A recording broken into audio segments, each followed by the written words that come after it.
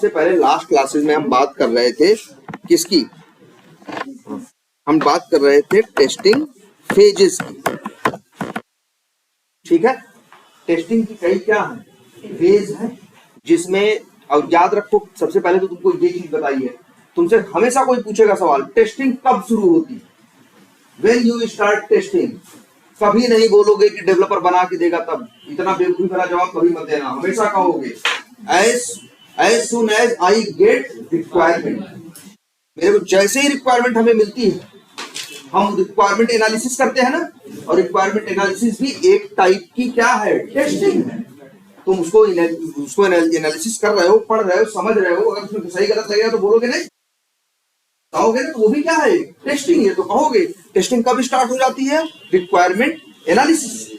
जब रिक्वायरमेंट आती है, जब ये तुमको रिक्वायरमेंट देता है या स्टोरी देता है, उसके बाद से जब तुम उसको पढ़ते हो, समझ लो तभी से टेस्टिंग क्या हो गई, स्टार्ट।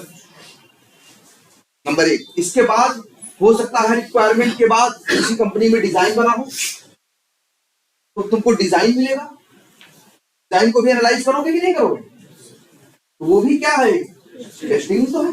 जब किसी चीज को ध्यान से एनालाइज करते हो, देखो ध्यान से, जब हम लोग को टेस्ट केस में जो रिक्वायरमेंट मिलती है, तो हम रिक्वायरमेंट एनालिसिस भी कर रहे होते हैं, क्योंकि हमको आगे क्या करना है, टेस्ट केस लिखना है, टेस्टिंग करनी है। और उसी साथ में क्या हो रही है, रिक्वायरमेंट एनालिसिस भी हो रही है, और साथ में रिक्वायरमेंट की क्या हो जा रही है, टेस्टिंग भी हो जा रही है। क्योंकि रिक्वायरमेंट में कुछ सही गलत लिखेगा तो हम क्या करेंगे, बताएंगे भैया रिक्वायरमेंट में ये बात तो क्या लिखी है, गलत लिखी है। और गलत लिखी है, अगर वही उसी समय रिक्वायरमेंट टाइम पे वो चीज क्या हो जाए, ठीक हो जाए, तो कंपनी का बहुत पैसा बचेगा। वही गलत रिक्वायरमेंट अगर डेवलप हो जाए और उसके बाद तुम बोलो गलत है ये चीज, तब तो फिर क्या मतलब हुआ, फिर तो उसी गलत रिक्वायरमेंट पे गलत डिजाइन बनी, गलत डिजाइन पे गलत डेवलपमेंट हुआ, गलत टेस्ट केस लिखा गया, सब कुछ सारा काम गलत हुआ कि नहीं हुआ। जितना टाइम लगा, पर टाइम का ही तो पैसा है, सारा पैसा क्या हो गया, बेकार हो गया कि नहीं हो गया। अगर उसी समय कोई बता देता था कि भैया रिक्वायरमेंट में बात गलत थी, जो एक बंदा दो बंदे जो थे रिक्वायरमेंट एनालिसिस कर रहे थे, समझ रहे थे रिक्वायरमेंट को, उनको कुछ गलत महसूस हुआ, उन्होंने बताया,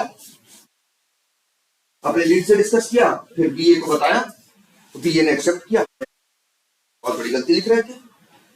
और वो क्या करेगा, अब देखो ना, उस पर डिजाइन बनी, ना डेवलपमेंट हुआ, ना कुछ हुआ, उसी समय रिक्वायरमेंट को क्या कर दिया जाएगा, ठीक कर दिया जाएगा। इसीलिए हमेशा कहा जाता है कि जब भी डिफेक्ट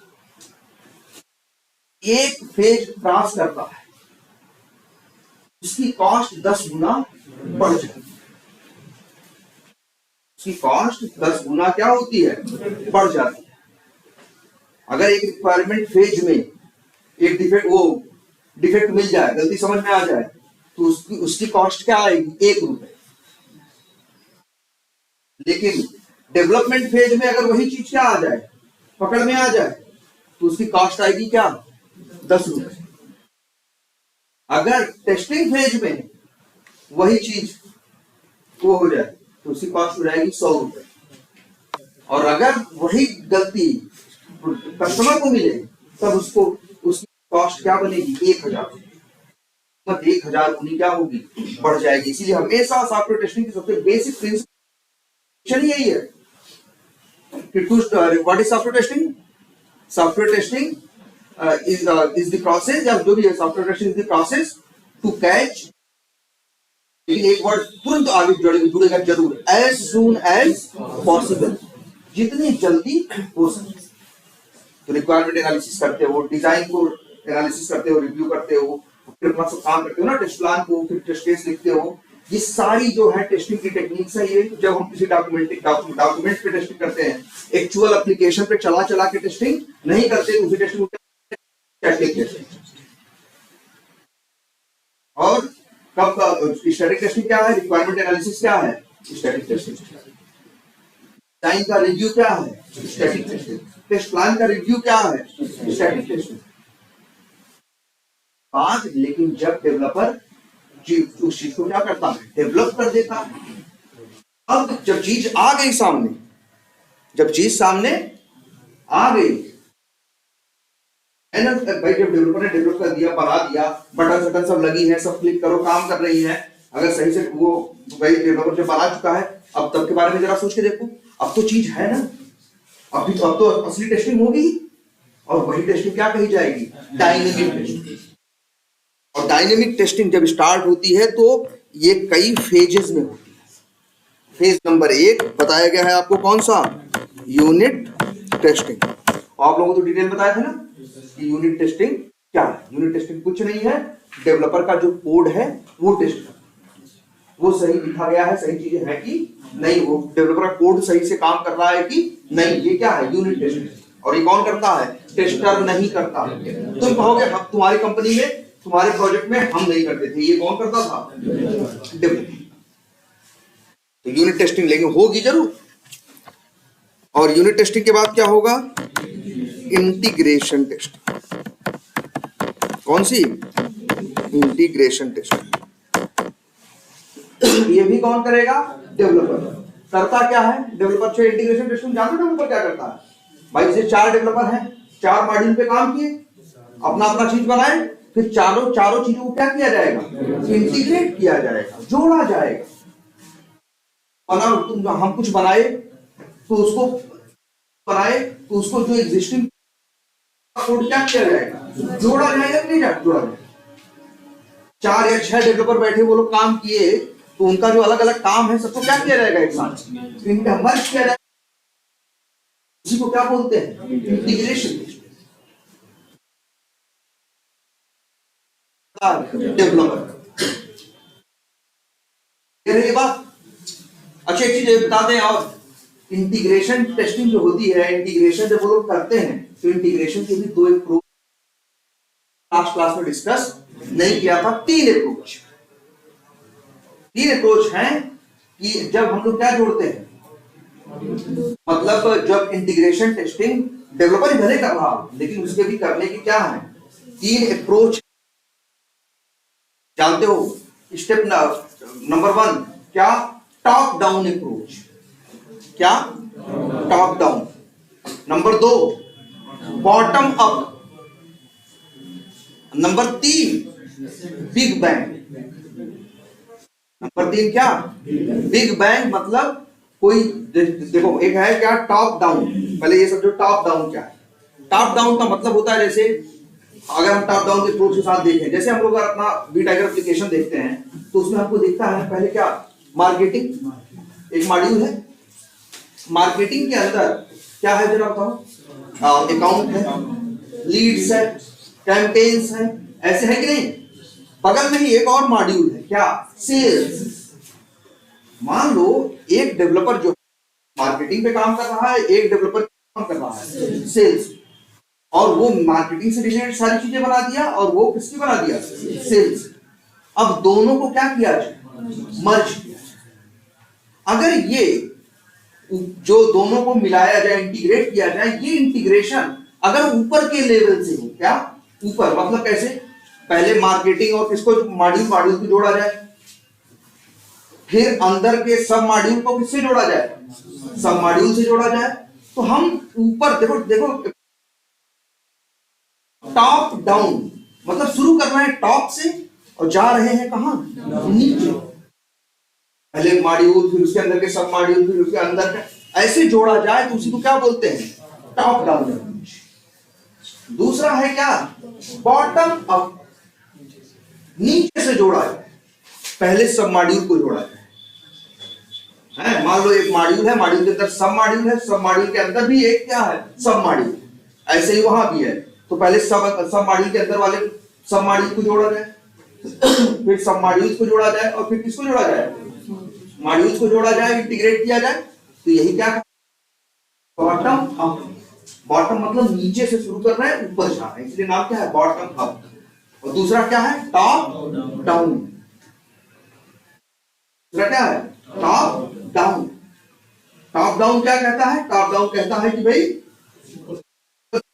मॉड्यूल्स को जोड़ो और नीचे की तरफ बढ़ो। और एक है बिग बैंग, जिसमें कुछ भी नहीं सोचा था, मनमानी इसको उसको ऐसे करके क्या करते हैं? जोड़ने की कोशिश करते हैं। क्या है? Big bang.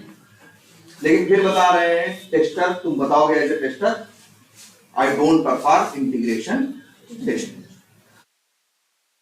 का काम यूनिट टेस्टिंग और इंटीग्रेशन टेस्टिंग दोनों कौन करेगा? हमारे, तुम कहोगे हमारे यहाँ डेवलपर करते लेकिन तुम अपने कंपनी का प्रोसेस बोलोगे ना, तुम कहोगे हमारे यहाँ ये जनरली 98% कंपनियों में यही होता है। क्लियर रहेगी ये बात। अब तीसरी फेज आती है क्या, ना स्टैटिक टेस्टिंग। तो ये देखो टेस्टिंग, ये देखो ये डायनेमिक टेस्टिंग के वो है। डायनेमिक टेस्टिंग जब अब डेवलपर कहेगा यूनिट इंटीग्रेशन हो गई, अब लो तुम टेस्टिंग करो, तो तुम भी टेस्टिंग करोगे ना।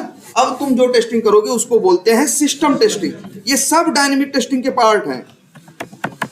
देखो याद रखना, स्टैटिक टेस्टिंग वो टेस्टिंग है जो बिना एप्लीकेशन, मतलब एप्लीकेशन को डेवलप करने के लिए कुछ रिक्वायरमेंट डॉक्यूमेंट बनेगा कि नहीं, उस डॉक्यूमेंट की जो टेस्टिंग है वो क्या है, स्टैटिक टेस्टिंग। जब चीज बन जाए तब जो टेस्टिंग करोगे, चाहे यूनिट टेस्टिंग करो, चाहे इंटीग्रेशन करो, और चाहे फिर तीसरा नंबर क्या बोले, सिस्टम टेस्टिंग, जो टेस्टर करता है।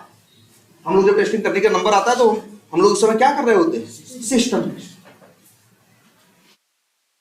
ये भी क्या है, अब सब में जब एप्लीकेशन बन चुका है, अब क्या है कि स्टैटिक टेस्टिंग, अब तो क्या होगी, डायनेमिक टेस्टिंग।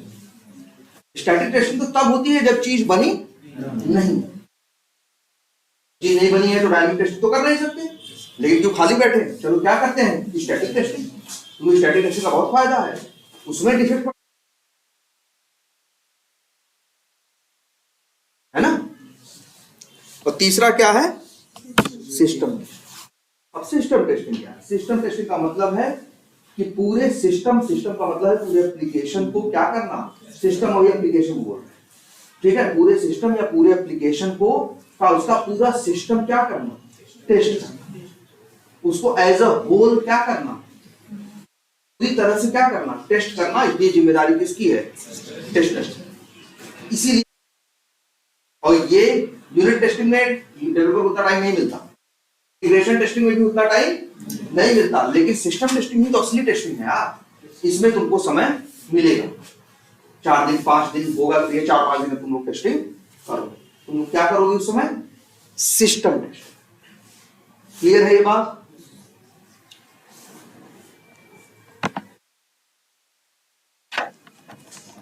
अच्छा, सिस्टम टेस्टिंग का मतलब क्या है, पूरे सॉफ्टवेयर के पूरे सिस्टम को क्या करना, टेस्ट करना। अब इसके भी टाइप है, सिस्टम टेस्टिंग के भी। अब सिस्टम टेस्टिंग में कौन कौन सी टेस्टिंग की जाती है, तो याद रखो, यूनिट इंटीग्रेशन के बाद जो सिस्टम टेस्टिंग कर रहे हो, ये 2 पार्ट्स में बटी होती है, ठीक है। फंक्शनल टेस्टिंग और नॉन फंक्शनल टेस्टिंग।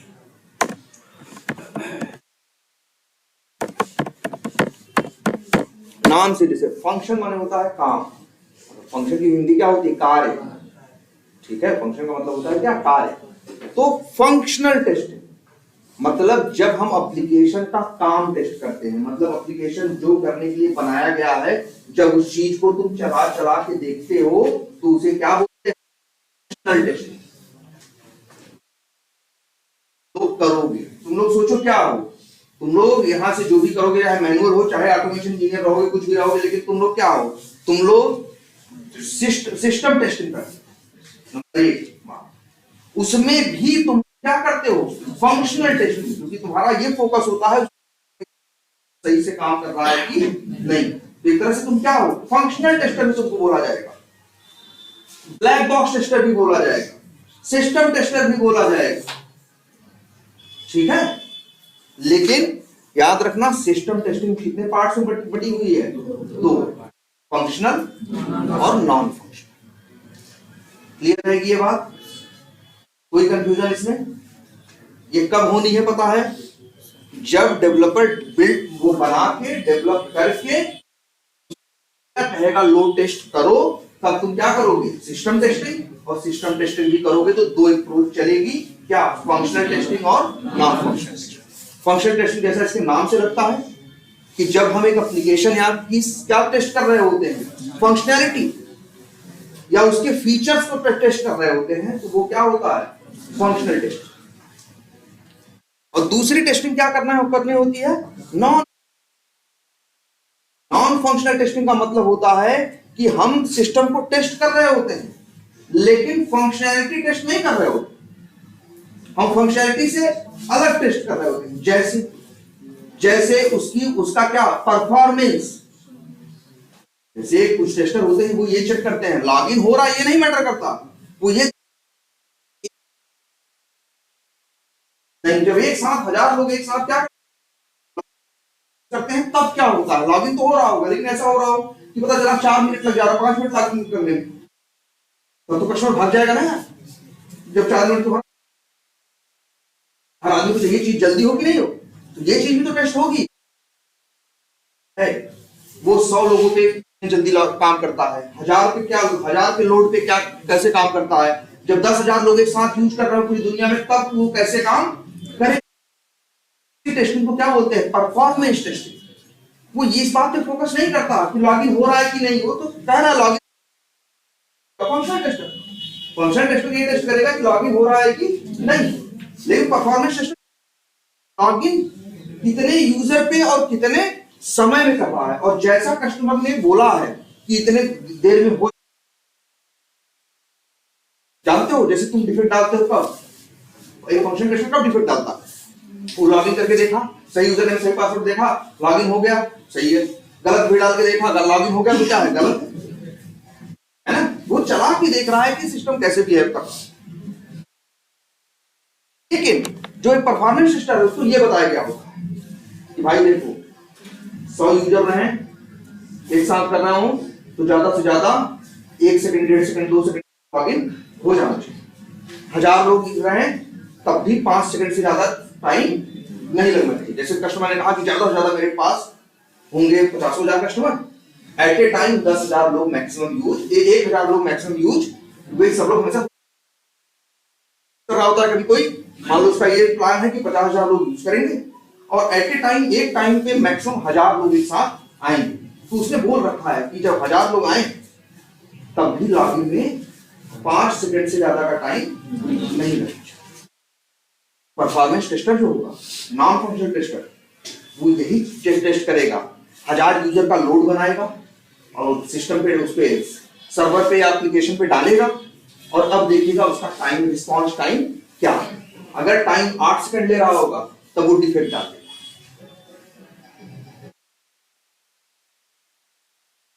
चीज जितनी उसकी परफॉर्मेंस होनी चाहिए उस परफॉर्मेंस से जब बिलो परफॉर्म करता है तब वो डिफेक्ट डाल देता है।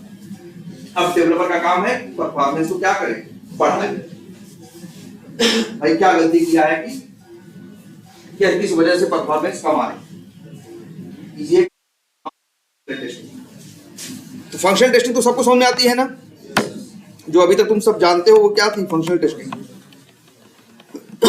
होती है क्या, नॉन फंक्शनल के अंदर एक टेस्टिंग और एक है जिसका नाम क्या है, परफॉर्मेंस टेस्टिंग। हाँ बिल्कुल अलग है, अक्सर ऐसा होगा, कभी कभी ऐसा होगा कंपनी में काम करोगे कि तुम ही से दोनों करवाएं, लेकिन अक्सर और नॉन फंक्शनल में एक थोड़ी सी कमी है, जानते हो क्या, ये जो परफॉर्मेंस टेस्टिंग है ये हर बार नहीं करेंगे, कभी कभी करेंगे, लेकिन फंक्शनल टेस्टिंग हर बार होगी, हमेशा होगी। अगर किसी टीम में तुम देखोगे तुम्हारे दोनों टाइप टेस्टर है, फंक्शनल भी है और परफॉर्मेंस भी है, तो तुम अक्सर देखोगे कि फंक्शनल परफॉर्मेंस वाला एक, और उसको भी एक नहीं 2-2 प्रोजेक्ट मिला, जबकि फंक्शनल वाले को कहा गया है तुम इसी प्रोजेक्ट पूरा बस काम करोगे और कहीं काम नहीं करोगे, और परफॉर्मेंस वाले से बोला गया है एक ही आदमी से कि इसका भी पूरा परफॉर्मेंस और उसका भी। आई बात समझ में। और ऐसा भी कई बार होगा कि तुम इनसे कहेंगे कई बार ऐसा भी होगा कि भाई क्या करेंगे बोलो कि वो ऐसा करेंगे, तुम ही से कहेंगे कि यार भाई जैसे परफॉर्मेंस टेस्टिंग के कुछ टूल्स हैं, जैसे एक टूल है कौन सा, जेमीटर, क्या नाम है, याद तो रखो, जेमीटर एक टूल है, ठीक है, ये परफॉर्मेंस टेस्टिंग का टूल है, ये परफॉर्मेंस चेक करता है। एक और टूल था पहले, अब भी है, लोड रनर, क्या नाम है? Load runner. उसका भी काम क्या है? परफॉर्मेंस। और भी जैसे एक टूल और है, जेमीटर की बेस्ड एक और टूल है, प्लेस मीटर करके, है ना? तो ऐसे करके दुनिया में बहुत से क्या है, परफॉर्मेंस टेस्टिंग के क्या है, टूल। अच्छा ये बताओ, फंक्शनल टेस्टिंग जो होती है, समझ रहे हो क्या होती है? फंक्शनल टेस्टिंग तुम बिना टूल के कर सकते हो भाई। मैनुअल टेस्टिंग जब तक करते हो तो क्या कोई टूल हाथ से चला चला करते हो ना, पूरा देखते हो लॉगिन हो रहा है कि नहीं, अकाउंट बन रहा है कि नहीं, सही चीज आ रही है कि नहीं, ये फंक्शनल टेस्टिंग ही तो है ना। टूल के तो कर सकते हैं। परफॉर्मेंस टेस्टिंग इसको बिना टूल के करना थोड़ा सा क्या काम है, टेढ़ा काम, थोड़ा क्या बहुत टेढ़ा काम। क्योंकि सोचो, तुमको टेस्ट करना है एप्लीकेशन 100 यूजर पे कैसे काम करता है भाई। कस्टमर थोड़ी ना टेस्ट भाई, टेस्टिंग टीम में 100 लोग थोड़ी ना, कितने लोग, 5 लोग हो, 4 लोग, तो 4 ही लोग तो कर पाओगे। और भाई और एक चीज ये भी ध्यान से देखो, अगर 100 लोग, मान लो तुम कह दिए कि नहीं, हमने कंपनी में एक दिन बोल देंगे सबसे कि भैया 10 मिनट का, आधे घंटे का टाइम निकाल लेना, और सब लोग क्या कर लेंगे, परफॉर्मेंस। लेकिन तब भी दिक्कत है भाई। 1000 मान लो मेरी कंपनी में 100 लोग थे, लेकिन 100 लोगों से कहेंगे लॉगिन करो, लेकिन वो बारी बारी से लॉगिन करेंगे तब तो काम करेगा ही। दिक्कत तो सॉफ्टवेयर को तब आएगी, सर्वर को तब आएगी जब इकट्ठे एक साथ एक क्या करें, 1000 लोग लॉगिन करेंगे, तब देखना है कि सिस्टम कैसे भी है करता है, कितना टाइम लॉगिन करने में लेता है, कितना टाइम अकाउंट बनाने में लेता है। जब हजारों लोग अकाउंट बना रहे होते क्या हो रहा होता है, 200 लोग उसी समय अकाउंट बना रहे हैं, 500 लोग उसी समय कैंपेन बना रहे हैं, 300 लोग उसी समय क्या बना रहे हैं, लीड बना रहे हैं एट ए टाइम तब। लेकिन सर्वर तो एक ही है ना, हजारों लोग एक साथ रिक्वेस्ट मार रहे हैं, तो तब देखना होता है कि मेरा सर्वर रिस्पॉन्स कर पा रहा है कि नहीं। तो कहां से करोगे भाई? तो या तो फिर ऐसे करोगे, सबको कह दोगे 12 बजे तक घड़ी देख के, जब कहेंगे चलाओ तो सब चलाओ नहीं। इसीलिए परफॉर्मेंस टेस्टिंग जब भी होती है तब कैसे होती है, ऑटोमेशन से ही होती है, किसी टूल के साथ। और वो टूल कौन सा है, जेमीटर है, लोड रनर है, और भी बहुत से, प्लेस मीटर है, ऐसे बहुत से टूल और हैं जो परफॉर्मेंस टेस्टिंग करते हैं। जानते हो कि ये क्या है परफॉर्मेंस टेस्टिंग में? उन टूल की ये क्वालिटी होती है कि वो नकली, जिसको बोलते हैं वर्चुअल, वो वर्चुअल यूजर क्रिएट करते हैं। जेमीटर से बोलोगे कि ये सॉफ्टवेयर, ये एप्लीकेशन है, इसका ये यूआरएल है, एक काम करो 1000 यूजर, नकली यूजर पैदा करो, और उन हजारों नकली यूजर से एक साथ 1000 रिक्वेस्ट सर्वर के ऊपर भेजो। काम जेमीटर कर देगा, लोड रनर कर देगा, ये काम आसानी से क्या करेंगे, कर देंगे। इसलिए परफॉर्मेंस टेस्टिंग जो होती है हमेशा किससे होती है, किसी न किसी के सहारे। सबको बात ये परफॉर्मेंस टेस्टिंग समझ में आया क्या होता है? और अक्सर होगा कि अलग होगा, या तो तुमसे तुमसे भी करवाएंगे, और तुम जाओगे तो कंपनी में कहेंगे कि जाओ यूट्यूब पे देखो, जेमीटर की वीडियो है, या यूडेमी से वीडियो तुमको एक लिंक दे देंगे, जाओ 4-6-8 वीडियो देखो और फिर परफॉर्मेंस टेस्टिंग करो। ठीक है? और एक बात बता दें, performance testing, functional testing, performance testing automation से ही करोगे, फंक्शनल टेस्टिंग का भी ऑटोमेशन करोगे सेलेनियम से, फंक्शनल टेस्टिंग ऑटोमेशन। लेकिन परफॉर्मेंस टेस्टिंग का जो ऑटोमेशन है वो आसान है, वो बहुत ट्रिकी नहीं। उसमें एक चीज चलती है, रिकॉर्डिंग, लॉगिन, जैसे रिकॉर्डिंग बटन पे क्लिक कर दोगे और लॉगिन करोगे तो वो रिकॉर्ड कर लेगा, तुमको कोई कोड वोड लिखने की जरूरत नहीं है। और फिर इस बाद रिकॉर्डिंग को स्टॉप करके एक जगह जाके यूजर कर दोगे 100, और अब चलाओगे तो वही लॉगिन, वही जो चीज किए थे वही चीज दोबारा करेगा और 100 यूजर के साथ रहेगा, और तुमको देगा टाइम, रिस्पॉन्स टाइम, कि अब मतलब जो सर्वर है कितने देर में रिस्पॉन्स दे रहा है, लॉगिन कितनी देर में कर रहा है, इसे क्या बोलते हैं, response time. Response time time के अंदर आ रहा होगा जितना हम सोचे हैं, जितना हमें बताया गया है, तो हम कहेंगे क्या है, पास है। और रिस्पॉन्स टाइम क्या आएगा, ज्यादा रिस्पॉन्स ले रहा है, तो रिस्पॉन्स टाइम ज्यादा है तो ज्यादा टाइम ले रहा है, तो हम बोलेंगे क्या है, पे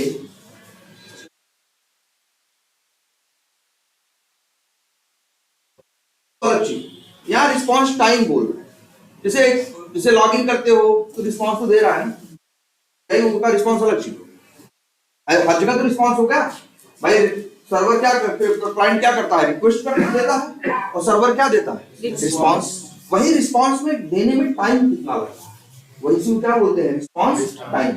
रिस्पॉन्स टाइम एप्लीकेशन का जितना कम होता है उतना क्या माना जाता है, अच्छा माना जाता है, उसकी परफॉर्मेंस उतनी क्या होती है, अच्छी। क्लियर है ये बात? क्या हो गई, नॉन फंक्शनल की टेस्टिंग में एक हो गई क्या, परफॉर्मेंस, और एक टेस्टिंग और होती है GUI टेस्टिंग। क्या बोला, GUI। कई बार लोग GUI भी पढ़ते हैं इसी को, या GUI पढ़ते हैं, या UI पढ़ते हैं। GUI testing, graphical user interface. Graphical का मतलब होता है चित्र, ग्राफिकल का मतलब क्या होता है, चित्र देखना, तो उसमें क्या होता है, तभी कहेंगे ग्राफिकल।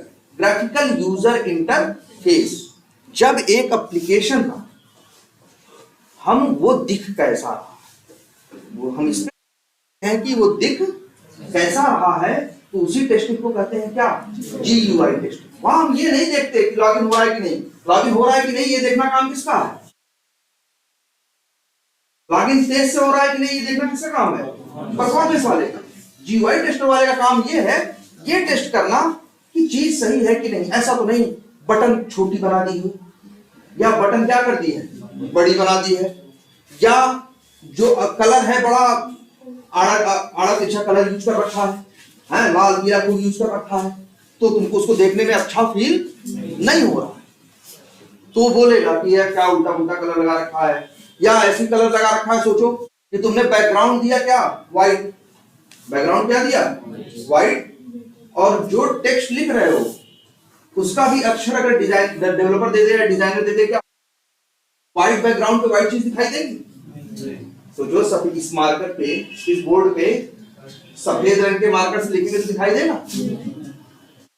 तो बना ही रहेगा, तो लेकिन कुछ दिखाई नहीं। तो ये अब ये फंक्शनलिटी की कोई गलती नहीं, ऐसा नहीं कि लिखा नहीं है, लिखा है, लेकिन कलर कॉम्बिनेशन इतना गड़बड़ क्यों, वो चीज समझ में ही नहीं है। या तुम ही सोचो, हम जैसे वी टाइगर की टेस्टिंग करें, हम देखें क्रिएट अकाउंट बटन पे सेव बटन इतना बड़ा है, क्रिएट कैंपेन पे इतना बड़ा है, क्रिएट लीड पे इतना छोटा है, कभी यहाँ है कभी वहां है, उल्टा सीधा रहेगा, या जो अक्षर है कहीं ज्यादा बड़े हैं कहीं ज्यादा छोटे हैं, तो देखने में अच्छा लगेगा, नहीं अच्छा लगेगा यार।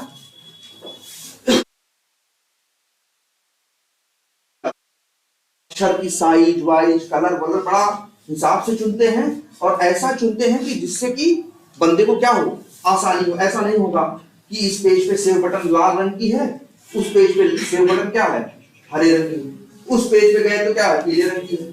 अब हरे रंग की अगर देखा है यूजर, तो उसको लगेगा हरे, सामने पीला दिखाई देगा, उसको नजर नहीं पड़ेगी, कहेगा ये नहीं होगी, हरी वाली बटन था।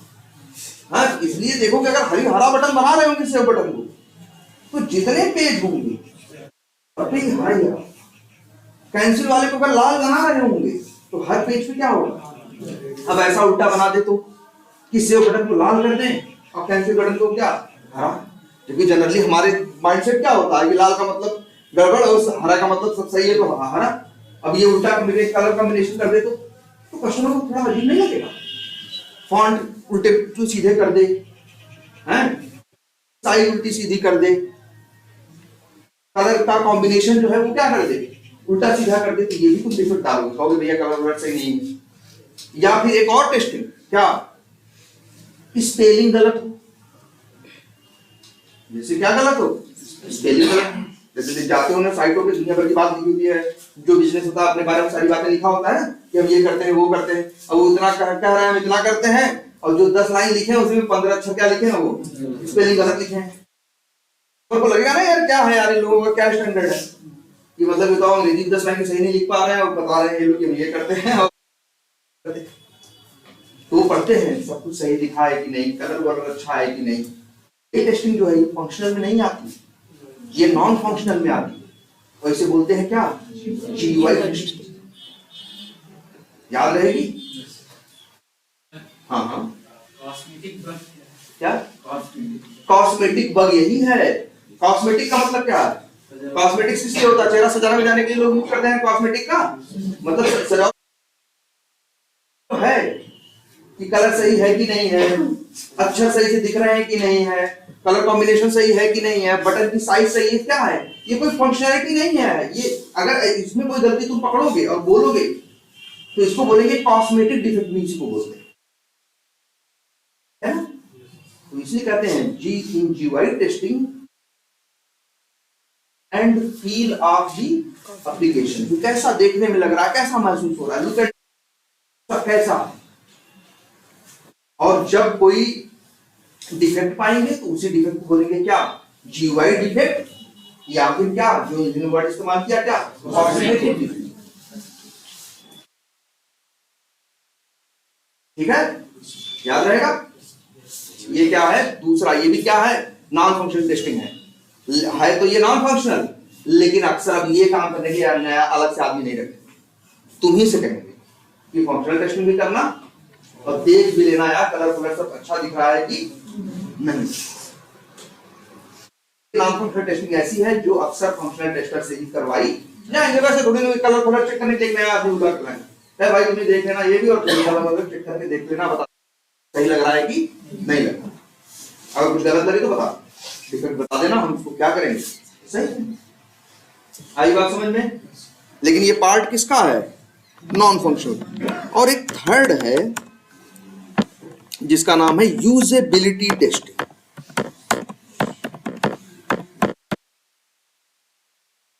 क्या, यूजेबिलिटी टेस्टिंग। ये सोचो क्या बात करती है यूजेबिलिटी टेस्टिंग। नाम से यूज करने का मतलब जानते हैं, यूज करना, एबल मतलब योग, यूजेबिलिटी ये देखना कि एक सॉफ्टवेयर कितना यूजेबल है, जिसके लिए एक वर्ड इस्तेमाल होता है, इसीलिए ये टेस्ट करना कितना वो इजी टू क्या है, यूज। क्या है, इजी टू, वो कहते हैं क्या, यूजेबिलिटी टेस्टिंग। मतलब वो फंक्शनैलिटी नहीं टेस्ट कर रहा है, वो ये नहीं देख रहा है अकाउंट बन रहा है कि नहीं, वो ये देख रहा है कि अकाउंट बनाने का प्रोसेस जो है वो कितना लेंथी। अगर मान लो एक एप्लीकेशन ऐसा हो, बड़ा कॉम्प्लिकेटेड हो, बड़ा टेढ़ा मेढ़ा हो, तो कस्टमर यूज करेगा नहीं। भाई देखो, कस्टमर जो यूज करने वाला कस्टमर है, बनाने वाला इंजीनियर होगा यार, टेस्ट करने वाला इंजीनियर होगा, यूज करने वाला इंजीनियर नहीं होगा। यूज करने वाला तो आम आदमी होगा ना, और आम आदमी किसी का सगा नहीं है कि नहीं। भाई नहीं समझ में आया, नहीं लगे अरे यार बड़ी झंझट है, चलो हटाओ दूसरा यूज कर, है कि नहीं। इसीलिए यूजेबिलिटी टेस्टिंग यहां पे ये देखा जाता है सॉफ्टवेयर को चला के कि यूज करने में कितना क्या है। जैसे तुम देखते हो अक्सर एप्लीकेशन पे जाते हो तो क्या मिलता है, लॉगिन पेज पे गए, यूजर नेम डाले, पासवर्ड डाले, लॉगिन बटन पे क्या किए, क्लिक किए। लेकिन एक देखो जीमेल वाले कहते हैं पहले यूजर नेम डालो, फिर नेक्स्ट करो, फिर पासवर्ड डालो, फिर नेक्स्ट करो, है तब कराएंगे। भले ऐसा करा रहे हैं, लेकिन यूजेबिलिटी के पॉइंट ऑफ व्यू से अच्छा कराना ये अच्छा नहीं है। तो जीमेल वाले ही करा रहे हैं, फेसबुक वाले ऐसा नहीं कराते होंगे, इंस्टाग्राम वाले भी ऐसा नहीं कराते होंगे। सभी कहते हैं क्या डालो, भाई यही तो अच्छा है, खोले गए, यूजर नेम डाले, पासवर्ड डाले, लॉगिन बटन पे क्या किए, क्लिक किए, हो गया, सही है ना। अब उसी को ऐसे करना रहे मेरे यहाँ कि पहले यूजर नेम डालो, फिर ओके करो, फिर पासवर्ड डालो, फिर ओके करो, तो थोड़ा आदमी। भाई जीमेल की हम लोगों को इतनी मजबूरी है कि जीमेल हम यूज करते हैं, नहीं तो गुस्सा तो सबको आई होगी जब देखा होगा कि कोई यूजर नेम डाल के पासवर्ड नहीं डाल रहे तो कहेंगे यूजेबिलिटी उसकी अच्छी नहीं, लेकिन वो जानते हैं मेरा यूज नहीं करोगे तो जाओगे कहां, तो इसलिए ठीक है, तो ये यूजेबिलिटी अच्छी नहीं। अच्छा और यूजेबिलिटी के बारे में बताएं। जैसे मान लो तुम लोग कहीं गए फॉर्म भरने, कोई भी फॉर्म भरने, तो अक्सर कैसा होता है, अक्सर कोई सरकारी या कोई ऐसा ही फॉर्म भर के देखो, ठीक है, या राशन कार्ड का फॉर्म भर के देखो, बहुत लंबा फॉर्म है, मान लेंगे कितना कमाते हो, क्या खाते हो, कैसे रहते हो, क्या पर्सनल इंफॉर्मेशन है, है कि नहीं, क्या नौकरी करते हो, कितना कमाते हो, 72 चीजें तुमसे वो क्या करेंगे, मांगेंगे कि नहीं। यही Naukri.com को देख लो, कितना फॉर्म भरवाता है तुमसे। Naukri.com पे जब अपना अकाउंट बनाओगे बहुत कुछ मांगेगा, पूरी पढ़ाई बताओ, पूरे घर के बारे में बताओ, पूरा ये बताओ, सैलरी का बताओ, प्रोजेक्ट का बताओ, कंपनी का बताओ, 72 चीज पूछेगा तुमसे। होगा अगर मान लो Naukri.com वाला ऐसा करता, एक फॉर्म बनाता बस, और पूरा इतना बड़ा जिसमें सब इकट्ठा लाइन से मांग लेता, तो थोड़ा सा हमें क्या होगा। इसीलिए देखो क्या करता है, 4-5 पार्ट में तोड़ देता है। Personal information, professional information, contact information, ऐसे ऐसे करके 4-5। तो तुम्हारे साथ अच्छा है भाई, अगर हमारा हमको अकाउंट क्रिएट करना है Naukri.com पे, तो हम पर्सनल इंफॉर्मेशन और कॉन्टैक्ट इंफॉर्मेशन भर लिए। अब हमें लगता है कि आगे हम बाद भरेंगे, तो इतना ही सेव करके क्या हो गए, हट गए, कल लॉगिन करके आगे हम क्या कर देंगे, भर देंगे। तो अच्छा है ना, लेकिन वो एक में ही सारा कर दिया होता तो बड़ा बोरिंग होता। जब भरते तो पूरा ही भरना पड़ता, तो यूज कस्टमर के पॉइंट ऑफ व्यू से उसकी यूजिबिलिटी अच्छी नहीं मानी।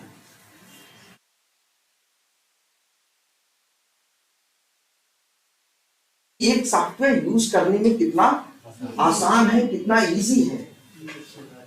टेढ़ा मेढ़ा वाला तो जाता तो फिर कस्टमर भर जाएगा। देखिए बात, यूजिबिलिटी टेस्टिंग ये किसका पार्ट है, नॉन फंक्शनल।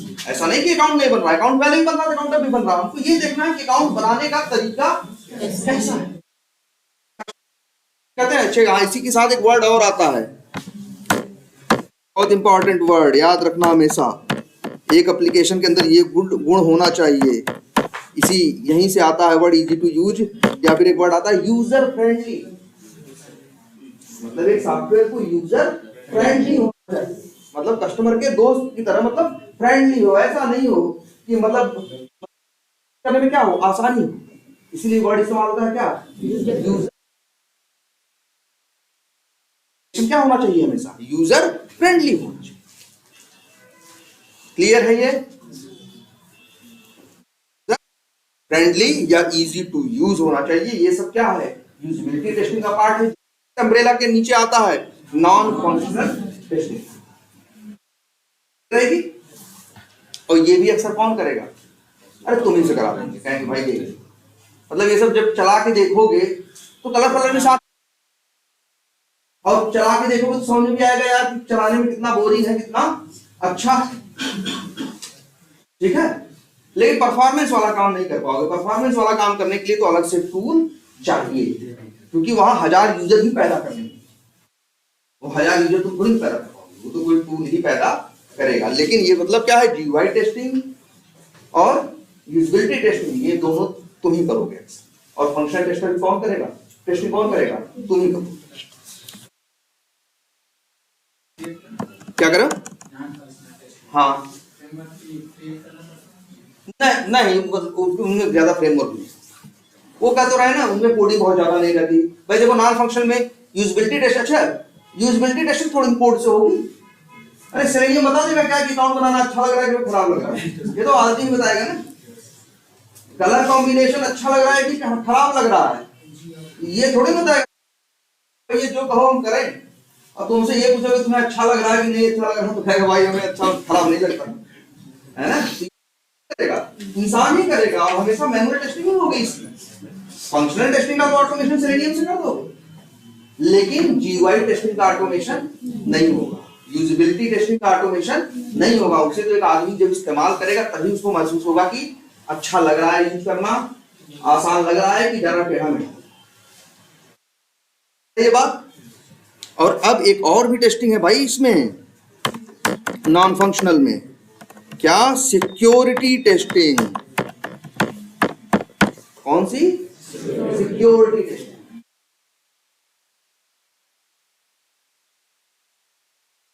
कि लॉगिन हो रहा है कि नहीं, यहां ये देख रहे हैं कि सिस्टम कोई हैक तो नहीं कर लेगा। टेस्टर होते हैं, क्या होते हैं, सिक्योरिटी टेस्टर होते हैं। और ये अक्सर क्या होते हैं, अलग होते हैं। अक्सर क्या होते हैं, अलग होते हैं। और जैसे परफॉर्मेंस टेस्टर अलग से नहीं होते, वैसे ही ये भी क्या होते हैं, अलग से होते हैं। उनका काम यही होता है, आपका सॉफ्टवेयर बनता है तो उसको बस उल्टा क्या करते हैं, उसको हैक करने की कोशिश करते हैं। डेटा चुराने की कोशिश करते हैं, उससे वो काम करने की कोशिश करते हैं जो काम नहीं, यूजर नेम पासवर्ड के अंदर लॉगिन करने की कोशिश करें। बहुत रास्ते होते हैं। हैकर अलग अलग तरीके से क्या करते हैं, एक सिस्टम को ब्रेक करने की कोशिश करते हैं।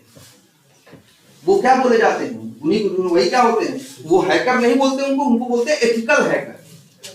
हैकर भी दो टाइप के होते हैं, एक ऐसा जैसे इसीलिए होता है कि एक होते हैं क्या, ब्लैक हैट, एक होते हैं व्हाइट हैट। ब्लैक हैट जो वो होते हैं जो इलीगली कोई काम करते हैं, तुम्हारे सिस्टम में इलीगली घुस के तुम्हारी इंफॉर्मेशन को चुराने की कोशिश करते हैं या तुम्हारे सिस्टम को ठप करने की कोशिश करते हैं। वो क्या है, ब्लैक हैट हैकर्स, ठीक है। और एक दूसरे हैकर होते हैं जिनको व्हाइट हैट भी बोलते हैं या एथिकल हैकर्स या सिक्योरिटी टेस्टर बोलते हैं। वो उनको ही बुलाया जाता है हैकिंग के लिए, लेकिन बताते नहीं, तुम्हारे यहाँ आके टेस्टिंग करेंगे और वो हैक करने की, वो भी हैक करने की कोशिश करेंगे। यहाँ कमजोरी है, हमारा सिस्टम क्या है, सॉफ्टवेयर वीक है, यहाँ वीक है, हम यहाँ से भी घुस जा रहे हैं, हम वहां से भी ऐसे कर ले रहे हैं, वो सारी चीजें देगा। फिर डेवलपर क्या करेगा, जो कमियां हैं उनको क्या करेगा, ठीक करेगा। जो लूप होल उसके प्रोग्रामिंग में उसके सिस्टम में है उनको क्या करेगा, वो ठीक करेगा, जिससे कि कोई दूसरा असली हैकर, जब ब्लैक हैट हैकर वहां अंदर घुस ना पाए। वो भी हैकिंग करता है, लेकिन वो हैकिंग करके कुछ फायदा नहीं है। हैकिंग करके आपको सारी फीडबैक क्या करेगा, बताए भाई ये देखो गलत है, तुम्हारे में ये गलत है, यहाँ से हम घुस गए। भाई कई बार कंपनियां ऐसे करती हैं कि सिक्योरिटी टेस्टिंग के लिए 4-5 हैकर बुला लिए अलग अलग और सबको दे दिया कि लो भैया क्या करो, 24 घंटे का टाइम है, इसको हैक करके दिखाओ। जो जितनी जगह से हैक कर लेगा उसको उतना पैसा मिलेगा। बस कोशिश करते हैं कि वैसे इसको क्या करें, हैक करें, फिर वो दिखाएं कि देखो यहाँ गलती थी, यहाँ गलती थी। इस बात का उन्हें क्या मिलता है, पैसा। वो क्या है, सिक्योरिटी टेस्टर। वो जो टेस्टिंग करते हैं वे नहीं देख रहे हैं कि ये वो बस डायरेक्ट देखने की कोशिश कर रहे हैं कि वो सिक्योर है कि नहीं। जैसे एक बताएं, और जैसे कैसे करते हैं वो लोग करते हैं, जानते हो क्या, डालो, पासवर्ड डालो, लॉगिन बटन क्लिक करो, कहां पहुंचते हो, होम पेज में। होम पेज का एक यूआरएल होता है। जैसे अगर फेसबुक की बात करें तो क्या होता है, facebook.com है /home करके। अगर कोई बंदा ऐसा करे, बिना लॉगिन करे सीधे facebook.com/ क्या डाले, होम डाल के सीधे बिना लॉगिन किए यूआरएल डाले, ऐसा तो नहीं सीधे होम पेज खुल जाएगा। अगर सीधे खुल गया तो मतलब क्या है, सिक्योर नहीं है, डिफेक्ट है। या फिर जैसे बहुत से तुम देखोगे बैंक की एप्लीकेशन, लॉगिन करो 10-5 मिनट 15 मिनट कुछ ना करो, अपने आप क्या हो जाता है, सेशन आउट हो जाता है, लॉग आउट हो जाता है कि नहीं हो जाता। करेगा लॉगिन करके बैठ के देखिए आधा घंटा, जैसे टाइम 15 मिनट का तो आधा घंटा चेक करेगा। तो सॉरी 15 मिनट का टाइम है तो चेक करें, अब पता चला 15 मिनट में लॉग आउट हो जाना था, अपने आप हुआ नहीं। तो ये भी क्या है, ठीक है भाई, ऐसे कस्टमर से गलती हो गई, कहीं लॉगिन किया, वो गलती से छोड़ के चल दिया, और लॉगिन उसका पड़ा है, कोई और है, उसकी इंफॉर्मेशन देखा, उसके में से पैसा इधर-उधर कर दे। इसीलिए अगर वो कोई बंदा नहीं भी वो करता ना, तो अपने आप धीरे से क्या हो जाता है, 10 मिनट 15 मिनट बाद बैंक की साइटें क्या हो जाती है, अपने आप लॉग आउट हो जाती है। आई बात समझ में, ये क्या है, ये सब सिक्योरिटी टेस्टिंग में आता है। और एक होता है यूजर नेम देखो, पासवर्ड देखो, विनय का। बहुत से लोग ये भी वाली जो फील्ड होती है ना, उसी के अंदर एसक्यूएल की क्वेरी लिखते हैं। एसक्यूएल की क्वेरी कहां लिखते हैं, यूजर नेम, जो जहां पे यूजर नेम भरना चाहिए ना, डेटाबेस से डेटा उठाने की क्वेरी लिख देते हैं और फिर कोशिश करते हैं कि डेटाबेस से डेटा उठा लें, जबकि ऐसा होना नहीं चाहिए ना भाई। डेटाबेस तो देखोगे, कस्टमर डेटाबेस को नहीं देखता, लेकिन जो फेसबुक पे करेंगे टेस्टिंग, सिक्योरिटी टेस्टिंग, वो क्या करेंगे, फेसबुक पे जहां यूजर नेम डालना है या जहां फ्रेंड का नाम डालना है, उसी के अंदर से क्या डालेंगे, एसक्यूएल की डेटाबेस की क्वेरी डालेंगे, और डालने के बाद उसको क्या करेंगे, हिट करेंगे, और फिर ये चेक करेंगे कि डेटा आ रहा है कि नहीं आ रहा। अगर डेटा आ गया तो मतलब क्या है, डिफेक्ट है, ऐसा होना नहीं चाहिए। तो इसी को बोलते हैं, क्या जानते हो, एसक्यूएल इंजेक्शन। क्या बोलते हैं, एसक्यूएल इंजेक्शन, ठीक है। तो ये भी चेक करते हैं, ये भी क्या सिक्योरिटी टेस्टिंग में ही आता है। SQL injection. जैसे देखो 3-4 तुमको पता होगा, कोई पूछेगा सिक्योरिटी टेस्ट में क्या करते हैं, तो भैया ये बताओगे कि अंदर का यूआरएल सीधे डाल के देखते हैं बिना लॉगिन किए, देखते हैं का सेशन आउट टाइम जितना है उतने देर में सेशन है कि अपने आप हो रहा है कि नहीं हो रहा है। फिर उसके अंदर एसक्यूएल इंजेक्शन करते हैं। तो एसक्यूएल इंजेक्शन की क्या करते हैं, जो टेक्स्ट बॉक्स होते हैं उसी के अंदर से क्वेरी भेजते हैं। और अक्सर लोग देखो जब डेटाबेस बनाते हैं तो लॉगिन नाम का एक टेबल बना देते हैं। लॉगिन नाम का क्या बना देंगे, या यूजर नाम की टेबल बना देंगे, उसी में यूजर नेम पासवर्ड सब रख देंगे। तो वो लोग अंदाजा लगाते हैं हैकर्स, उसी क्वेरी लिखते हैं select star from user where है, सेलेक्ट स्टार फ्रॉम यूजर। हो सकता है अगर यूजर टेबल अक्सर ऐसे नाम रख देते हैं लोग, यूजर टेबल हुई सिक्योर नहीं है तो घुस गया, सारे यूजर्स की इंफॉर्मेशन उठा के ले आया, हैकर को मिल गई और हैकर वो इंफॉर्मेशन कहीं भेज देगा। जो उसका अपोनेंट होगा, जो उसका अपोनेंट होगा उसको क्या करेगा, उसकी बिजनेस में उसको बेच देगा, है ना। तो नहीं सेलेक्ट स्टार फ्रॉम यूजर से नहीं मिला ना, फिर time select star from login डाल के शायद वो अंदाजा ही लगा रहा है कि कोई एक तो तरीका होता है कि गए यही तरीका है, यही स्टेप पढ़े और गए हैक कर लिए। हैकर्स क्या होते हैं, हिट एंड ट्रायल करते हैं, तरह तरीके से उसे क्या करते हैं, ठीक है। तो ये सब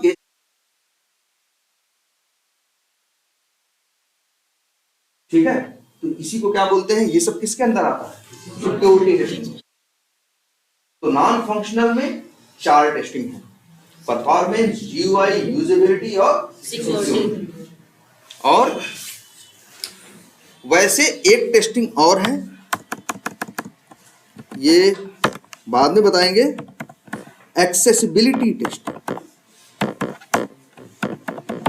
ये भी है पार्ट किसका, नॉन फंक्शनल। क्या, एक्सेसिबिलिटी टेस्ट। इसके कुछ टूल आते हैं, इसके क्या आते हैं, कुछ टूल आते हैं, उन इसकी टेस्टिंग की जाती है और मैन्युअली की जाती है। एक्सेसिबिलिटी टेस्टिंग एक हद तक यूजेबिलिटी टेस्टिंग से ही मिलता जुलता है। या एक्सेसिबिलिटी टेस्टिंग ये देखता है कि एप्लीकेशन को एक्सेस करना कितना आसान है, या एप्लीकेशन एक्सेसिबल है भी या नहीं।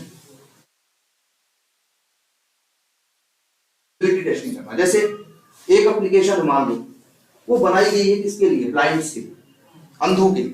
भाई अंधे भी चलाते हैं इंटरनेट, है ना, तो उनके लिए उनके जो साइटें होती है ना, और मेरे ख्याल से होगा ऐसा वर्जन इनके पास, जीमेल के पास, उनमें ऐसा होगा कि वो दिख तो नहीं रहा उसको यूजर नेम पासवर्ड, वो अपना माउस तो पकड़ता है, ऐसे से हिलाता है, जैसे यूजर नेम पे जाएगा माउस ना, तो आ जाएगी यूजर नेम, तो वो समझ जाएगा अच्छा सही जगह पहुंच चुके हैं। और फिर उनका जो कीबोर्ड होता है वो भी ब्रेल लिपि में होता है, जो अंधे पढ़ते हैं, है ना, जो ब्रेल उसमें ब्रेल स्क्रिप्ट में, तो ब्रेल में ही वो अपने हिसाब से यूजर नेम भी डालता है, पासवर्ड डालता है, लॉगिन करता है। वो वाले ऐसे सॉफ्टवेयर होते हैं ना, कर्सर ले जाओ बोलते हैं, कर्सर ले जाओगे क्या करेंगे, बोलेंगे, तो इससे उनको भी अंदाजा लग जाता है कि क्या, तो यही सब टेस्ट किया जाएगा। कर्सर ले जा रहे हैं तो बोल रहा है कि मोबाइल फीचर है, हाँ मोबाइल में ये फीचर है, मोबाइल में फीचर है कि नहीं, ले जाओ बोलता है, सेटिंग कर दोगे तो वो शायद एक्सेसिबिलिटी के अंदर आता भी होगा। अगर मोबाइल के अंदर जाओगे तो जो सेटिंग होती है एक्सेसिबिलिटी दिखता होगा, और उसी के अंदर वो सेटिंग होती होगी जहाँ ये देखते होंगे कि भाई हाथ अंगली ले जाओगे जिसके ऊपर नाम बोलेगा, वो किस लिए है, ब्लाइंड लोग वो है, वो देख सकते हैं। और इतना एक्सेसिबिलिटी टेस्ट में क्या टेस्ट करते हैं, लॉगिन बटन देख के समझ में आती है ना, क्यों लॉगिन बटन, क्योंकि बटन रहती है अक्सर उसके ऊपर क्या लिखा होता है, लॉगिन, ठीक है। अच्छा कई बार तुम जैसे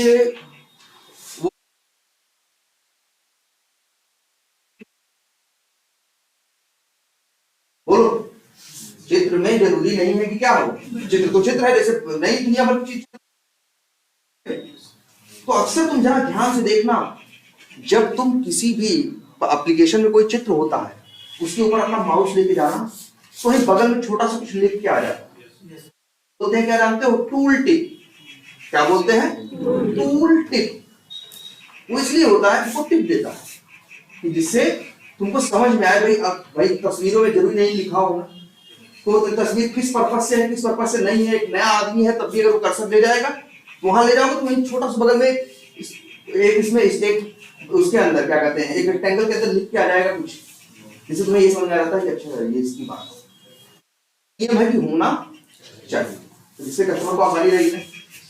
नहीं तो पता चला कि तू देखेगा और उसको उसका चित्र देख के समझ में ना है। तो चित्र के लिए साथ में सपोर्ट में कुछ अक्षर भी जो रहते हैं उन्हीं को क्या बोलते हैं, टूल टिप या एल्ट टेक्स्ट, दोनों बोलते हैं, टूल टिप और एल्ट टेक्स्ट। एल्ट देखो, एल्ट टेक्स्ट, एल्ट मतलब अल्टरनेटिव, अल्टरनेटिव का मतलब क्या, विकल्प ना, वैकल्पिक, वैकल्पिक ही तो है अल्टरनेटिव, तो मतलब वो वैकल्पिक टेक्स्ट है कि कर्सर ले गए तो सपोर्ट में कुछ लिखा हुआ भी आ गया, तुमको देख के समझने में क्या हो जाता, ठीक है। तो ये भी है क्या, एक्सेसिबिलिटी टेस्टिंग। ये 4-5 हैं जो नॉन फंक्शनल के अंदर आते हैं, और अक्सर इनको करने वाले दूसरे आदमी भी हो सकते हैं, और कई बार मैं उससे फंक्शनल टेस्टर से भी ये काम कराए जाते हैं। खास करके कौन सा, GUI, यूजेबिलिटी। अगर परफॉर्मेंस भी कहेंगे भाई सीख के करो तो करता ही है आदमी, एक्सेसिबिलिटी भी कर सकता है, और सिक्योरिटी टेस्ट भी कहेगा सीख के करो, सिक्योरिटी वाली भी करा सकते हैं। सिक्योरिटी टेस्टिंग भी क्या है, आप अपने हिसाब से ट्राई करके देखोगे, जो मेन तरीके हैं, जैसे सिक्योरिटी टेस्टिंग तो पता है कि 20 तरीके से टेस्ट करना, तो चीज करके देखोगे बताओ। और वैसे सिक्योरिटी टेस्टिंग के कुछ टूल भी आते हैं, जैसे एक टूल है OWASP, OWASP, OWASP करके एक टूल है, वो सिक्योरिटी टेस्टिंग का टूल है। तो उसको चला दोगे तो वो खुद ही तुम्हारे सॉफ्टवेयर को स्कैन करता है और बताता है कि इसमें कुछ कमी है या नहीं। वही सब टूल चला के देख लेते हैं, उन टूल में देखते हैं वो टूल क्या बता रहे हैं, गलत बता रहे हैं, सही बता रहे हैं, जो चीज गलत बता रहे हैं उसको एनालाइज करके देखते हैं और फिर डिफेक्ट डालते हैं। लेकिन जरूरी नहीं तुम करो, मेन जो टेस्टिंग करोगे वो कौन सी होगी, फंक्शनल टेस्टिंग। मेन जो टेस्ट केस लिखोगे किसके लिए लिखोगे, फंक्शनल टेस्टिंग, वही जान क्या, फंक्शनल टेस्टिंग। बाकी चीजें भी होंगी, वैसे सिक्योरिटी वाला अक्सर कोई दूसरा ही करता है, परफॉर्मेंस वाला भी कोई दूसरा। तुम बस करोगे क्या, GUI और यूजेबिलिटी। देखो परफॉर्मेंस टेस्टिंग उतना हम लोग नहीं पढ़ाते, क्योंकि परफॉर्मेंस टेस्टिंग में जॉब्स क्या होती हैं, कम होती है। नंबर 1 जॉब्स कम होती है, और नंबर 2 इंडिया में जॉब कम होती है, क्योंकि अक्सर सॉफ्टवेयर बनवाने वाले कौन है, यूरोपियन है, अमेरिकन है। तो वो अपना सर्वर कहाँ रखते हैं, इंडिया में थोड़ी रखते हैं, कहाँ रखते हैं, वहीं पे रखते हैं। तो जब हम लोग करते हैं ये टेस्टिंग, क्या कहते हैं, परफॉर्मेंस टेस्टिंग, तो थोड़ा सा नेटवर्क का भी, नेटवर्क डिले भी उसी में क्या हो जाता है, ऐड हो जाता है, क्योंकि सर्वर तो वहां है, हम कर कहां से रहे बैठ के, यहां से। तो इसीलिए अक्सर परफॉर्मेंस टेस्टर जो होता है, कोई कंपनी कराती है तो परफॉर्मेंस टेस्टर को अपने पास, जिससे कि वहां उनके सर्वर पे, वहीं उनके नेटवर्क में बैठ के टेस्टिंग करेगा तो नेटवर्क डिले उसमें ऐड नहीं होगा। बाहर से करेगा तो नेटवर्क डिले भी उसमें एक चीज क्या हो जाएगा, ऐड हो जाएगा, ठीक है। इसलिए ज्यादातर टेस्ट, और एक चीज ये भी है, जैसे फंक्शनल टेस्टिंग खूब होती है, बार बार होती है, लेकिन परफॉर्मेंस टेस्टिंग बार बार नहीं होती, महीने 2 महीने में एक बार देखने की परफॉर्मेंस ठीक है कि नहीं, तो उतना फ्रीक्वेंट नहीं। सिक्योरिटी टेस्टिंग ऐसा नहीं है रोज हैकिंग करवा रहे हैं, महीने 2 महीने 4 महीने पे क्या किया, एक बार चेक करा लिया सिक्योरिटी, अब देख लो, कस्टमर को देने की बात है, जरा इसके बाद सिक्योरिटी अकाउंट देख लो, तो 2 भाई 5 आदमी बुलाए, हैकर बुलाए, उनको बैठाया, उनको बोल दिया भाई दिन भर बैठे करो, 10,000 रुपए देंगे, और जो जितना वो करेगा, जो हैक कर लेगा उसको और पैसा। तो वो लोग आए 2 दिन, 1 दिन, खूब कोशिश की, बहुत सी कंपनियां ऐसा करती हैं, वो करवा देती हैं, एक चैलेंज करवा देती हैं कि आओ सब लोग करो, और जो हैक कर ले जाएगा उसे इतना इनाम मिलेगा। तो आते हैं अपना ट्राई करते हैं। तो अब आप लोग को फेज में कल एक और बताया था, कौन सा, यूएटी। और यूएटी को लगे कोई कुछ, जब सिस्टम टेस्टिंग हो जाती है तब इसके बाद कौन टेस्टिंग कौन सी होती है, यूएटी टेस्टिंग, और वो भी फंक्शनली होती है, मतलब उसको भी और कौन करते हैं, यूएटी टेस्टर, और कल ये भी बताया था कि वो क्लाइंट से बंदे होते हैं, क्लाइंट साइड के बंदे होते हैं, हम लोग नहीं होते। हम लोग अपना सिस्टम टेस्टिंग कर रहे हैं, हम जब करके कह देंगे ओके है, तब क्या होगी यूएटी, और वो क्लाइंट अपने 2 टेस्टर रखा रहेगा, उनसे करवाएगा क्या यूएटी टेस्टिंग। क्या अगर उनको कोई डिफेक्ट मिले, अच्छा, यूएटी टेस्टिंग वाले को डिफेक्ट मिलेगा तो क्या होगा, वो भी डालेगा डिफेक्ट जैसे तुम डालते हो, बस वो अपने नाम से डालेगा। तो ये समझ में आएगा ये डिफेक्ट कौन डाला है, यूएटी वालों ने डाला है। आप पकड़ा यूएटी डिफेक्ट डालोगे तो क्या कहोगे, ये डिफेक्ट हमने कहाँ डाला, सिस्टम टेस्टिंग करते समय पकड़ा, और वो बोलेगा कि भैया हमने कहाँ डाला, पकड़ा। डिफेक्ट है क्या करो सर, उसको डिफेक्ट है वहां से ब्लॉकर देंगे ना, कोई ब्लॉकर नहीं, डिफेक्ट ही कहो। हाँ सर, हाँ, वनडे डेवलपर को भेजेगा, टेस्टर को बताएगा, टेस्टर को नहीं बताएगा वो, टेस्टर से देखो। फिर वही ने कहा एक चीज, सबसे बड़ी चीज कंपनी में जब काम होता है तो कई चीज आइसोलेशन रखा जाता है कि भैया तुम अलग हो, तुम अपना काम करो, तुम इनसे ज्यादा मतलब मत रखो, तुम उनसे नहीं, एक दूसरे का प्रभाव एक दूसरे के ऊपर पड़ सकता है। तो जो हम चाहते थे रिजल्ट वो हमें मिलेगा नहीं। हम चाहेंगे कि सिस्टम टेस्टिंग तुम कर रहे हो तो कभी भी यूएटी वाला नहीं जाएगा सिस्टम टेस्टिंग वाले से यार अपना टेस्ट खुद लिखेगा, वो तुमसे मांगेगा नहीं, क्योंकि अगर तुमसे मांगा वो भी वही करेगा जो तुमने किया है। तो अरे वही काम 2 बार कराने की क्या जरूरत है भाई। चाहा जाएगा तो उसका अप्रोच क्या रहे, फ्रेश रहे, अलग रहे। शायद हम न सोच पाए, हम वो सोच ले शायद जो वो न सोच पाए, इसलिए दोनों वो भी डिफेक्ट डालेगा, उसको भी डिफेक्ट मिलेगा, वो भी डिफेक्ट डालेगा। अगर वो डिफेक्ट डालेगा और कोई बहुत बड़ी चीज एकदम सामने ही गलती होगी तब तुम्हारा काला जरूर पकड़ा जाएगा। तुम क्या किए थे, कहते दिए साइन ऑफ दे दिए, साइन ऑफ वर्ड बोले बताए थे कल जब हम टेस्टिंग कर लेते हैं तो हम क्या देते हैं साइन ऑफ हमारे तरफ। तो तुमसे पूछा जाएगा भाई तुमसे बड़ी गलती थी, सामने ही पड़ी थी और तुमको दिखाई नहीं दी, तुम क्या टेस्टिंग किए। अब सोचो हम सिस्टम टेस्टिंग कर रहे हैं फ्लिपकार्ट पे और कह दिए सही है, और यूएटी वाला टेस्टिंग कर रहा हूं, कहा कि भाई पेमेंट ही नहीं हो रही है पेटीएम से, तो कितनी बड़ी गलती है। अब मान लो गलती छूट जाती, अब फ्लिपकार्ट पे हजारों लोग पेटीएम से पेमेंट करने वाले हैं दिन भाई, एक दिन अगर ये गलती हो जाए फ्लिपकार्ट को कई करोड़ रुपए का क्या हो जाएगा नुकसान हो जाएगा। क्या रे तुम सामने का तुमको दिखाई नहीं दिया, क्लियर है ये बात। तो ये क्या है यूएटी टेस्टिंग करेगा, यूएटी मतलब ऐसा नहीं उसको डिफेक्ट, ऐसा होता है कि हम लोगों से कई बार क्या होती है छूट जाते हैं। अब लेकिन ऐसा नहीं कि इधर जो मेन चीज है वही छूट जाए, तुमसे नहीं पूछेंगे तुम किए क्या आखिर, वैसे ऐसे छूटेगा। अगर सही से काम करोगे तो छूटेगा,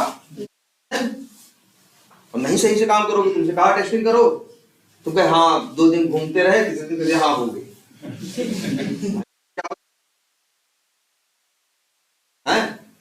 तो उसमें भाई हम यहाँ तो यार देखो टेस्टिंग में ये भी होता है, हम लोग टेस्टिंग करते हैं खूब मन से करते हैं, लेकिन टेस्टिंग में यही एक बुरी बात है, तब भी शाम को सोते समय पर लगता है यार छूट तो नहीं गया, क्योंकि टेस्ट करने की कोई सीमा नहीं है ना, गलतियां कैसे पैदा हो जाती हैं, तो कोई ऐसी चीज है जो हम ना सोच पाए। ऐसा कई बार लगता है यार तो नहीं गया।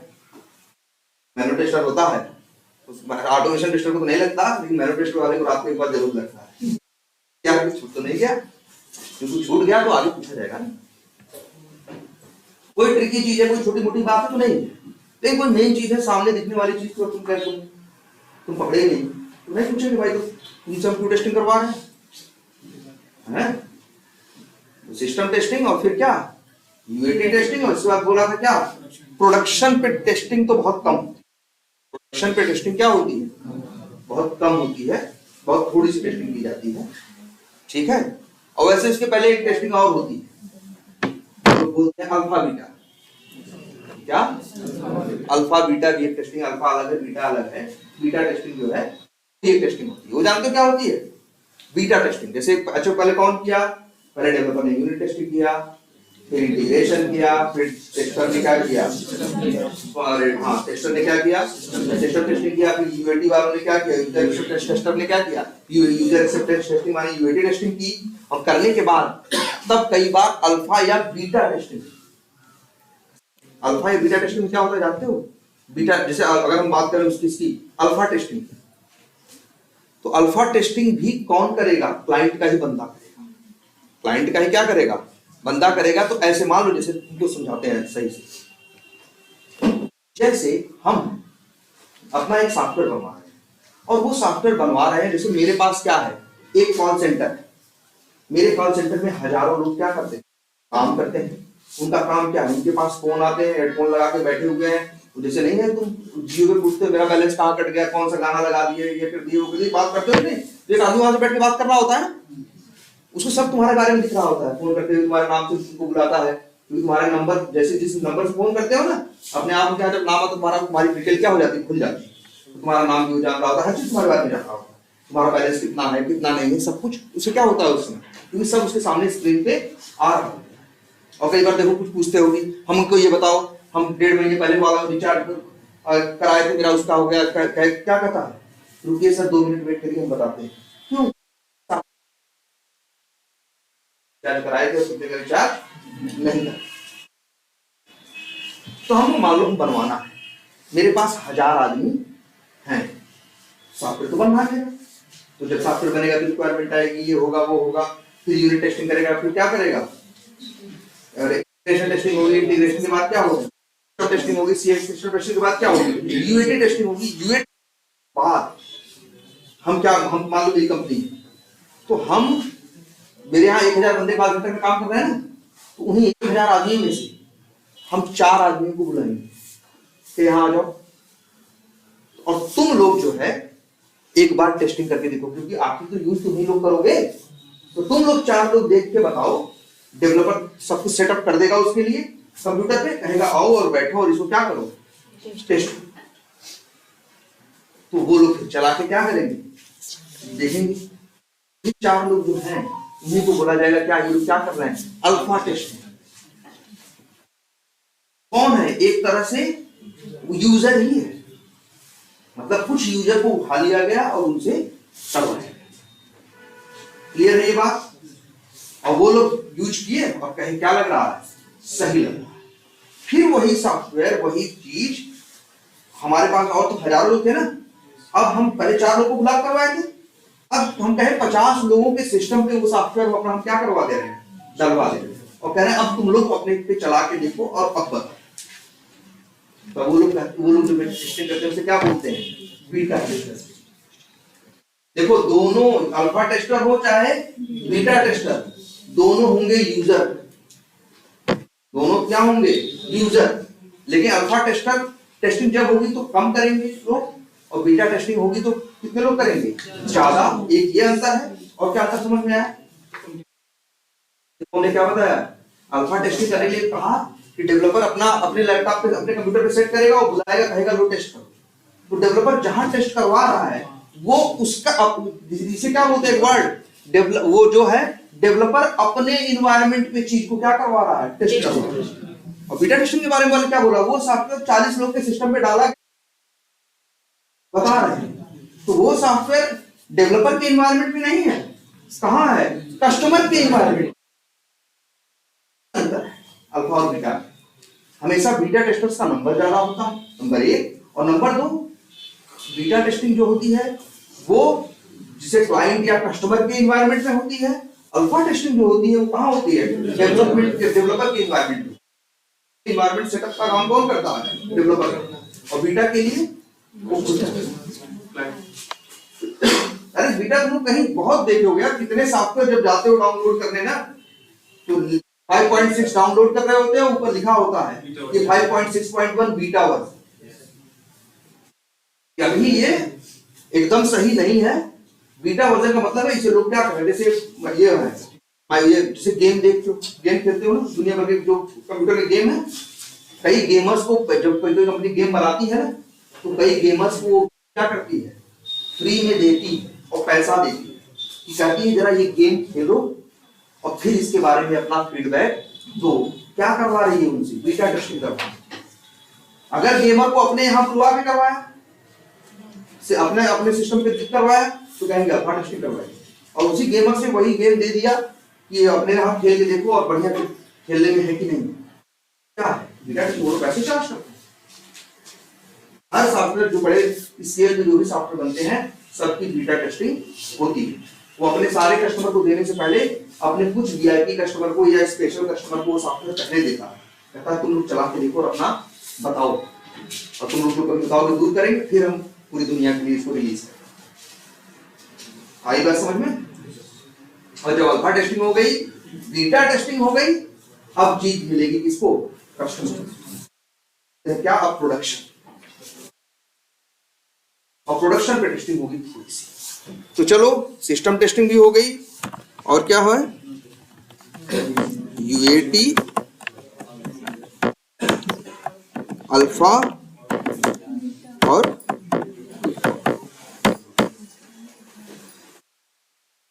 बहुत जगह अल्फा बीटा नहीं भी होता है, बहुत जगह अल्फा बीटा क्या होता है? नहीं होता। एक और टेस्टिंग ये वाली साइकिल का 3-3 हफ्ते बदलती रहती है ना, तो बहुत सॉफ्टवेयर ऐसे होते हैं कि हर 3 हफ्ते में अल्फा बीटा नहीं करवा, 5-6 साइकिल जब हो गई, 4-6 महीने में इतना जब बन गया, तब इकट्ठे 4 लोग को बैठाया और क्या करवाया? अल्फा, और फिर 40 लोगों से करवाया क्या?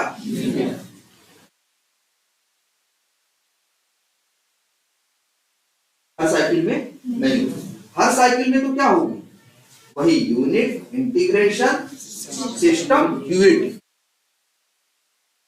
और अल्फा बीटा 4-5 साइकिल के बाद एक बार। ठीक है, अब क्लियर है इतना टेस्टिंग के फेजेस? और एक काम करो, बस इतना ही रखते हैं। सबसे बड़ी चीज की ध्यान दो, पहले तो संडे तक भाई कोई आराम मत करो, इसकी नोट्स बनाओ, क्योंकि फिर देखो वही है, तुम लोग फिर छोड़ते जाओगे तो क्या मतलब होगा। इस चीज को ढंग से जरूर कर लो, जितना इधर बीच बताएंगे, तो हमको भी तुम्हें मैनिपुलेशन पढ़ाने में वो आएगा। और सही बता दें, बस तुम्ही लोग को पढ़ा भी रहे हैं, किसी बैच में नहीं पढ़ाए हैं, इसलिए कह रहे हैं ध्यान से जरा क्या करो, इसकी नोट्स बनाओ जो बताएंगे, क्योंकि वो बेस है, उसको पकड़ लोगे। वही है ना, जब किसी चीज की आत्मा पकड़ लोगे तो फिर कहां तक जाएगा वो, तुम हमें आराम से उसको वो कर लोगे। इसलिए जो चीजें बताए, हाँ बोलो। स्टैटिक और डायनामिक में बिल्ड का यूज है, वर्ड है। जब कहते हैं ना डेवलपर बना के देता है, क्या बोलते हैं? चलो वो सब भी बताएंगे, लेकिन अभी जितना समझ आया इसकी नोट्स बनाओ प्लीज, जितने टॉपिक्स की नोट्स। और ये जो प्रोग्राम दे रहे हैं, सब सोचो, हम लोग अगर तुम लोग प्रोग्राम करते रहे जहां से, तो हम रोज ऐसे बताते जाएंगे थोड़ा थोड़ा। अभी तो बहुत दिन क्लासेस लेंगे, और अगर सीरियसली 30-35 प्रोग्राम नहीं पूरे इंटरव्यू घूमते हैं, वही 25-30 में से पूछते हैं, और उसमें से भी अगर 10-15, सबसे बड़ी बात है याद नहीं करना है।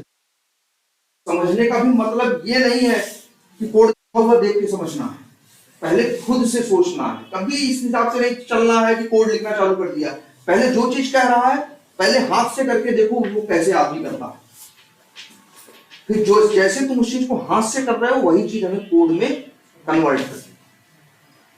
सीधे कोड पे मत जाना, पहले हमेशा देखना कि ये चीज डायरेक्ट बिना कोड के कैसी होगी, आदमी के दिमाग या अपने हाथ से उस चीज को कैसे करता है, क्या स्टेप हम कर रहे हैं, जो स्टेप कर रहे हैं फिर उसी स्टेप को हमें क्या करना है, उसी को हमें क्या करना है, उसी लिए कोड करना। और सही बात है, अभी तक ये चीज लोग नहीं पढ़ाया करते थे प्रोग्राम, इसलिए एक चीज अगर ध्यान से करते रहो तो हम वो करके क्या करते रहेंगे, आधे प्रोग्राम एक प्रोग्राम इस तरह से करके रोज बताते रहेंगे, अपने आप बहुत सही हो जाएगा। और ये वाली स्किल बड़ी जरूरी है, जो इंटरव्यू दे रहे हैं वो तो जान ही रहे होंगे, कोई ऐसा इंटरव्यू नहीं होता जहां 2 प्रोग्राम ना और सब बता लेना, और वही कुछ एक को नहीं बताओगे तो नहीं होगा। अगर 20 सवाल पूछा, 4 का जवाब नहीं दे पाए, लेकिन जो 2 प्रोग्राम दिया वो कर ले गए, तो वो कंसीडर कर ले। ये था जैसे प्रोग्राम देख दिए तो ऑनलाइन कंपाइलर में खोल लिए, हाँ। जैसे देख दिए तो उसे मतलब जैसे लिख कर अपने से कंपाइल कर लेंगे कि परमिशन लेंगे कि हाँ है ना, एग्जीक्यूट करो, लिखो, एग्जीक्यूट कर लो, नहीं पूछ भी लो, एग्जीक्यूट कर ले, वैसे लिख लो। देखो गलतियां हो जाती हैं ऑनलाइन कंपाइलर से, कई बार सेमीकोलन की जगह कोलन लग जाता है, टाइपिंग की एरर आ जाती है, दिखाता चला के देखोगे तो अपने आप बता देता है सही कर। फीडबैक में आया है, जैसे सही चीजें थी तो वो बोला कि तुमने कहा बेवकूफ दुनिया में बहुत पड़े हैं। ये क्या लोग हैं, देखो किसी एक चीज के पीछे पड़ भी नहीं सकते ना। तुम हमेशा ये देखो, तुम्हें बताओ अच्छा कि भाई तुम तो मेजॉरिटी देखोगे ना, तुम्हें अब एक वही है कि एक तालाब में इधर 5 मछली है, इधर 50 मछली है, तो सीधी बात है ना, तुम फोकस किस पे करो? 50 चला कि वहां मछलियां हैं, 5 मछलियां बहुत हरामी है, वो क्या होंगी, कभी सामने नहीं आएंगी, हैं? तो क्या करोगे? लेकिन 45 में से तो आ सकती है, वो तो नहीं यार, वो 5 ले रहे जाने दो, मछली मारेगा तो मेरा भाई। ऐसे ही समझो, एक आध मिलेंगे तरह तरह के लोग, जनरली इसको लोग बुरा भाई। ऑनलाइन कंपाइलर, उसमें कई बार ऑनलाइन कंपाइलर भाई जल्दी जल्दी वहां से भी छूट गया, आदमी का कुछ हो गया, क्लिप्स रहता है तो क्या होता है, हाँ सजेशन तो रहता है, सामने दिख जाता है। हाँ ऑनलाइन कंपाइलर का भी होता है तो चलता है इतना, वैसे जनरली लोग बुरा नहीं मानते। ठीक है।